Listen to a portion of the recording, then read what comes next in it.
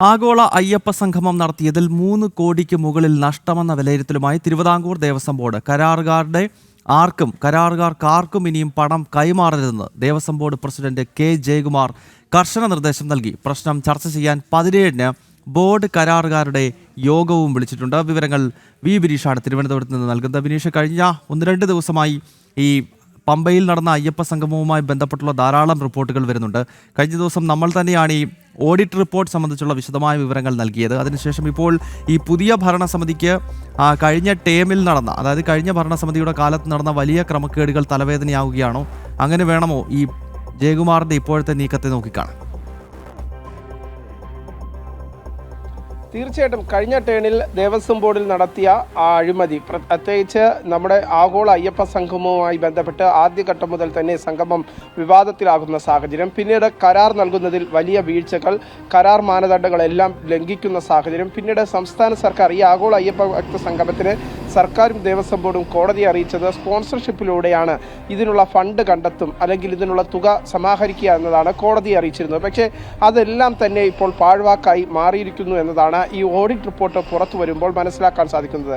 ഏകദേശം 3,40,00,000 രൂപയുടെ നഷ്ടം അല്ലെങ്കിൽ ദേവസ്വം ബോർഡിന് സംഭവിച്ചിരിക്കുന്നു എന്നതാണ്. അത്തരത്തിൽ 3,40,00,000 രൂപ ദേവസ്വം ബോർഡിൻ്റെ ധനത് ഫണ്ടിൽ നിന്ന് ഈ ഒരു ആഗോള അയ്യപ്പ ഭക്ത സംഗമത്തിന് നൽകിയിരിക്കുന്ന സാഹചര്യമുണ്ട്. അത് ദേവസ്വം ബോർഡിലേക്ക് തിരിച്ചു നൽകാമെന്ന ഒരു കരാറുണ്ടായിരുന്നു. പക്ഷേ അതും തിരിച്ചു നൽകാത്ത സാഹചര്യത്തിലാണ് പുതിയ ദേവസ്വം പ്രസിഡന്റ് നിലപാട് കടുപ്പിച്ചുകൊണ്ട് രംഗത്തെത്തിയിരിക്കുന്നത് എന്നാണ് നമുക്ക് മനസ്സിലാക്കാൻ സാധിക്കുന്നത്. കാരണം മറ്റൊന്നും കൊണ്ടല്ല, മറ്റു കരാർക്കാർ ഏതെങ്കിലും തരത്തിലുള്ള പണങ്ങളുമായി ഇനി ദേവസ്വം ബോർഡിനെ സമീപിച്ചാൽ അത് നൽകേണ്ടതില്ല, തൽക്കാലം പിടിച്ചു വയ്ക്കാനുള്ള ഒരു നിർദ്ദേശം ദേവസ്വം പ്രസിഡന്റ് നൽകിയിരിക്കുന്നു. ഒപ്പം തന്നെ ഈ ഒരു പ്രശ്നത്തിനെ ചർച്ച ചെയ്യാനായി 17-ാം തീയതി, ഈ ഫെബ്രുവരി 17-ാം തീയതി അടിയന്തര ദേവസ്വം ബോർഡ് യോഗം വിളിച്ചു ചേർക്കാനും തീരുമാനം കൈക്കൊണ്ടിരിക്കുന്നു. അത്തരത്തിലുള്ള നിർദ്ദേശം മറ്റ് ബോർഡ് അംഗങ്ങൾക്കും നൽകിയിരിക്കുന്ന സാഹചര്യമാണ് നിലനിൽക്കുന്നത്. നേരത്തെ ദേവസ്വം ബോർഡിനെ സംബന്ധിച്ചിടത്തോളം വലിയ രീതിയിലുള്ള അഴിമതികൾ, വൻ ക്രമക്കേടുകളൊക്കെ ഈ ആഗോള അയ്യപ്പ ഭക്ത സംഗമം നടത്തിയതിൽ ഉണ്ടായിട്ടുണ്ട് എന്ന് സ്വതന്ത്ര ഓഡിറ്റിംഗ് ഏജൻസി നടത്തിയ അന്വേഷണത്തിൽ, അല്ലെങ്കിൽ ആ ഒരു ഓഡിറ്റിങ്ങിൽ മനസ്സിലാകുന്ന ഒരു സാഹചര്യമുണ്ടായി. പ്രത്യേകിച്ച് ആദ്യം ഈ ശബരിമല ആഗോള അയ്യപ്പ ഭക്ത സംഗമത്തിന് സർക്കാർ കണക്കാക്കിയിരുന്നത് ഏകദേശം 5 കോടി രൂപയുടെ ചിലവ് വരുമെന്നാണ്. പക്ഷേ അതിൽ നിന്ന് കവിഞ്ഞ് ഇപ്പോഴത്തെ സാഹചര്യത്തിൽ 8 കോടിയിലോളം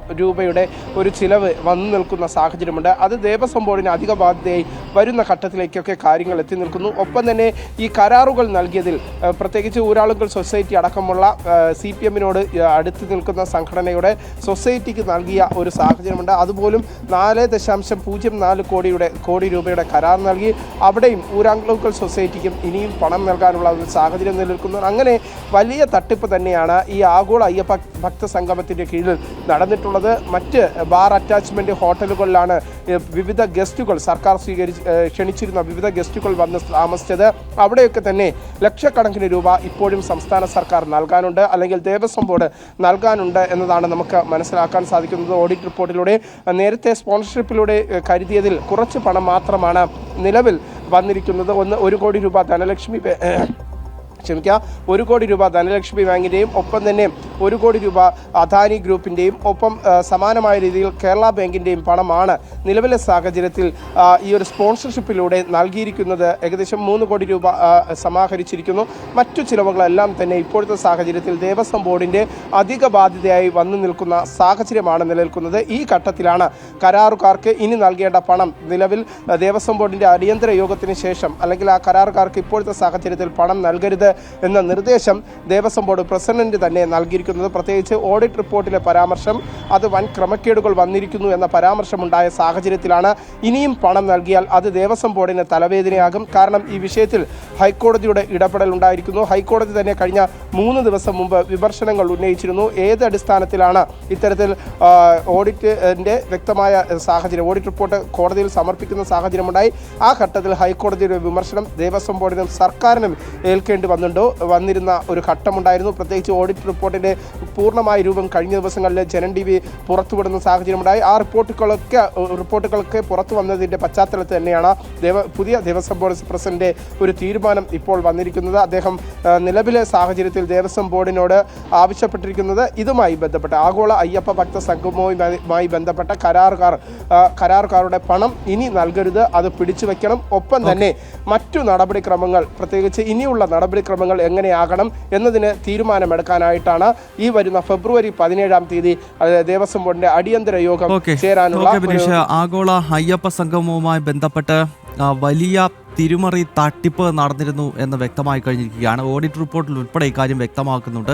ഈ പശ്ചാത്തലത്തിൽ ദേവസ്വം ബോർഡിൻ്റെ അടിയന്തര യോഗം 17-ാം തീയതി ഇപ്പോഴത്തെ പ്രസിഡന്റ് ജയകുമാർ വിളിച്ചിരിക്കുകയാണ്. കഴിഞ്ഞ ഭരണസമിതിയുടെ കാലത്ത് നടന്ന ഈ വലിയ തട്ടിപ്പ് ഇപ്പോഴത്തെ ഭരണസമിതിക്ക് കൂടി തലവേദനയാകുന്നു എന്ന കൃത്യമായ സന്ദേശമാണ് നൽകുന്നത്. വിനീഷാണ് വിവരങ്ങളുമായി ചേർന്നത്.